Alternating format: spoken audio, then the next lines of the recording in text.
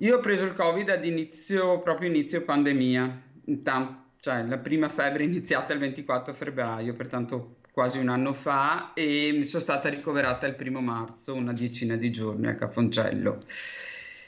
Dimessa, che non stavo ancora benissimo, però la situazione in quel momento dell'ospedale era drammatica, pertanto nel momento in cui non avevo più la febbre e potevo respirare da sola, sono stata dimessa. È trascorso ormai quasi un anno da quei giorni drammatici, ma per Valentina Botos, ex assessore alla partecipazione del comune di Casale sul Sile, gli effetti del virus non sono passati del tutto. Si chiama long Covid ed è una sindrome che interessa diverse persone che hanno contratto la malattia, con sintomi che continuano ben oltre la negativizzazione. Sono sintomi anche abbastanza vari che possono riguardare vari organi e apparati. Del resto sappiamo che il virus colpisce non solo il polmone, ma può colpire anche il cuore, l'apparato gastrointestinale e il sistema nervoso.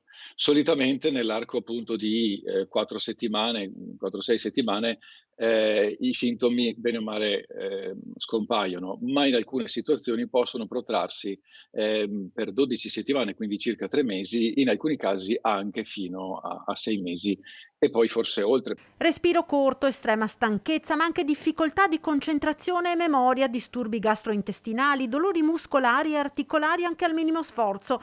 I sintomi sono molto vari e danno talvolta un andamento altalenante. Ci sono in generale dei sintomi che incidono molto sulla qualità di vita della persona.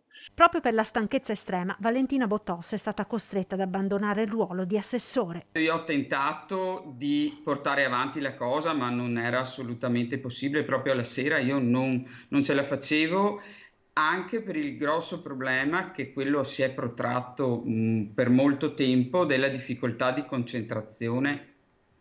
Quella era una difficoltà che avevo e qualche volta ho ancora.